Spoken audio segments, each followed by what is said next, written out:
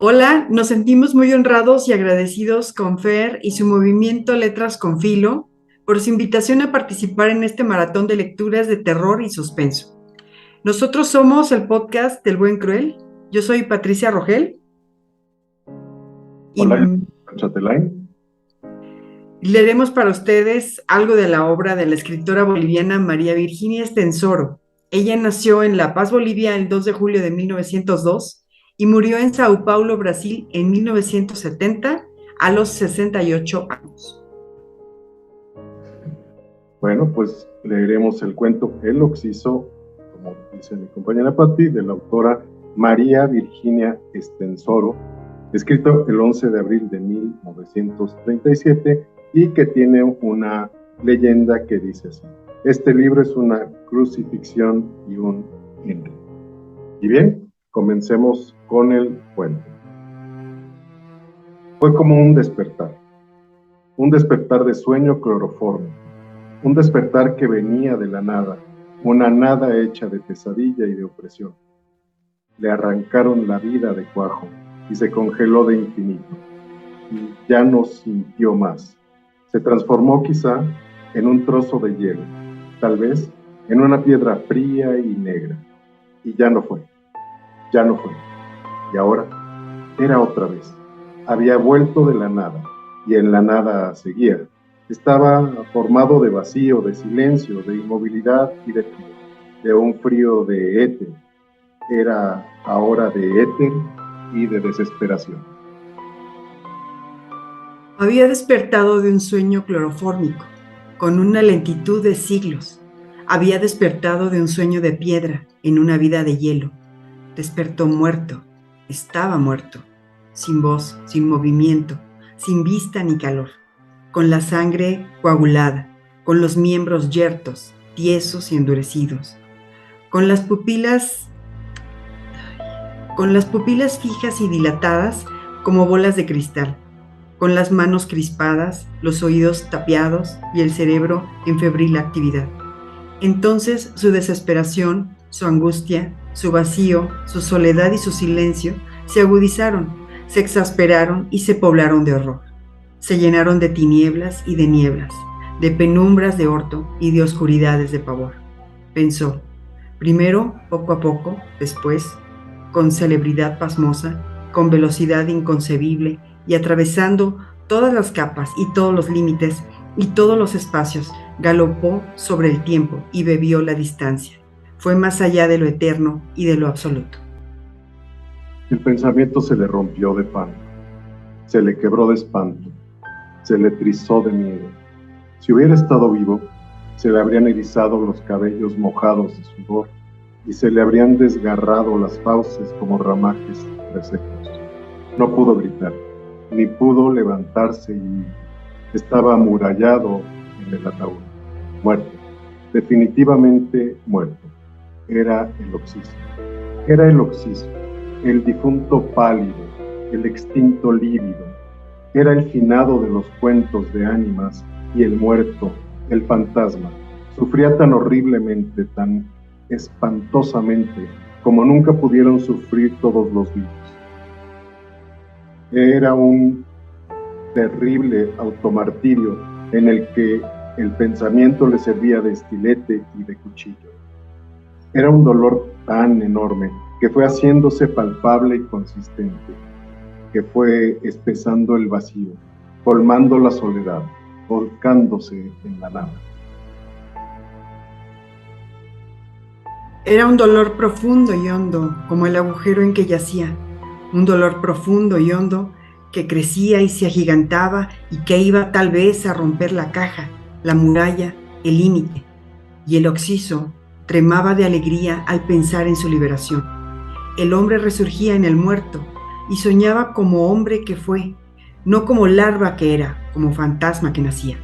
Saldría con su suplicio tremendo de este impés implacable y podría expandirse, volar. Pero después, como a un hombre, le retornaba la duda y comprendía que se quedaría allá, bajo la tumba blanca de cal, encajonado en la madera dura, por siempre, por toda una eternidad. y el miedo se le enroscaba otra vez en el cerebro, se le ovillaba en la mente y lo enloquecía de pavor. Pavor, ¿por qué? Si en las horas pretéritas, después del día de fatiga de trabajo o de placer, sentía una dulce alegría con la pequeña muerte de cada noche, se tendría blandamente en el túmulo blanco del lecho para hacer cadáver unas horas. ¿Pavor? ¿Por qué? Y el Oxiso seguía pensando en un suplicio cada vez más inmenso y más feroz, tan inmenso y tan feroz que se hinchaba inflando y conmoviendo la fosa con un rumor sordo y lúgubre, y la nada se volvía densa, la nada se espesaba de una lava purulenta, de un líquido viscoso con olor a humedad y a moho. Era que su pensamiento había envejecido y se cubría de herrumbre y de orina. Era que su dolor se materializaba convirtiéndose en una vegetación parasitaria, que como inquieto azogue le nacía en los muslos, en las corvas, en el vientre, por el cuello, por el pecho. Era que un musgo fétido, con hedor de podredumbre, le brotaba en las cuencas arbitrarias, le escocía en las fosas nasales y le resbalaba por los pómulos como gotas de sangre.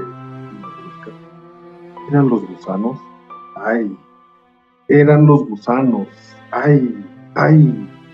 ¡Ay! Eran los gusanos gordos, redondos, pegajosos, viscosos, llenos de babas y de... Eran los gusanos que se arracimaban, que se multiplicaban y que crecían, subían, bajaban y corrían por todo su cuerpo en surcos flemosos. Eran los gusanos que se lo comían como pulpos ávidos, como vampiros insaciables y voraces. Eran sus cuerpos anillados y blancuzcos que le chupaban todo el ser, con besos asquerosos de encías desdentadas. Eran los gusanos, sus compañeros últimos, sus amigos postreros, los que llenaban su vacío y su soledad, y el Oxiso iba desfalleciendo más pronto y deshaciéndose más rápido con tal compañía. Las cosquillas, desmochadas, se le astillaban desprendiéndole del esternón. Los órganos, las vísceras, las entrañas habían desaparecido. El cuajarón sanguinoliento del corazón, que estaba congelado, pero en su lugar se había desgajado de raíz. La cárcoma le roía los huesos e iba trepando implacable. Por los oídos sintió una salmodia de requiem, un doliente himno contra ultraterreno, y de la superficie del cráneo, modo, penetró aquella masa pegajosa en la cavidad de la cabeza y fue rodeando los caracoles de las circunvoluciones cerebrales. Y otra vez, el Oxiso se perdía, con lentitud de siglos, en el sueño clorofórmico. Otra vez era de hielo, de éter y de nada. Todavía le quedaban retazos de pensamiento, girones de idea. La memoria se iba hundiendo blandamente en un bloque de algodón. Ya no sabía. Se esforzaba en recordar. ¿Qué se había aquí hace un minuto? ¿Qué había? ¿Qué había? Persistía aún el recuerdo fugaz. Un tul color naranja rodeando la garganta. Pero enseguida, inmediatamente, ese mismo instante, no había ya color, ni tul, ni garganta. ¿Qué tenía aquí ahora? Ahora mismo. ¿Qué?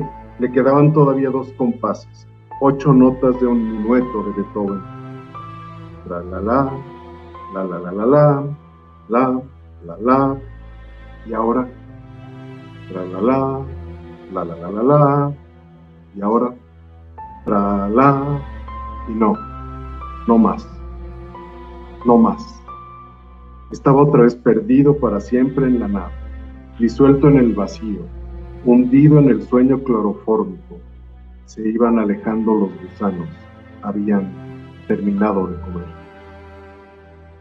Sin embargo, uno insistía, el último, chupando impávido el único cuajo de sangre que quedaba. El último gusano debía de ser de luz, de una luz verde. ¡Ay! Y el grito del Oxiso al terminar Fue un grito de espasmo, una convulsión de placer. Fue como la postrera eyaculación. Fuera, rebrillada de sol, y anillaban los pájaros en los ramajes verdes y jugosos, cantando como locos. Y el occiso, todo espíritu, se bañaba en luz. Fin del cuento. María Virginia Estensoro fue una mujer muy culta, de porte imponente y audaz. Trabajó como columnista en diferentes medios. A los 34 años, Virginia Estensoro escribió El Occiso, un espeluznante relato corto que forma parte del primer libro de la escritora y que fuera publicado en 1937. Un volumen de 3 relatos que dedicó a la memoria de Enrique Ruiz Barragán, su pareja, y que acababa de morir de manera trágica. Así, El Occiso se agotó casi de inmediato, pero principalmente por el escándalo que provocó en la sociedad de esa época. El Occiso no ha vuelto a ser reeditado desde 1971, por lo cual es casi imposible conseguirlo y apenas circula en PDF. Eso ha hecho que la obra de Estensoro permanezca en el limbo, quizás solo citada en lecturas críticas, ya que su nombre es apuntalado como clave para entender el movimiento vanguardista de su natal Bolivia. Prácticamente desconocida entre los lectores y poco mencionada entre escritores, pero es necesario redescubrirla a partir de nuevas ediciones de sus libros. Queremos agradecer a nombre mío, a nombre de Patti, a nombre mío, disculpen, por permitirnos participar en este maratón de cuentos, a Fer Hernández, por darnos la oportunidad, y a toda la membresía del grupo Lectura en Voz Alta, a nombre del podcast, programa El Buen Cruel, y mi compañera Patti Rogel, quien se despide de ustedes, y agradecemos mucho la oportunidad. Gracias, Fer. Gracias a su auditorio. Gracias. Gracias, Manu. Gracias.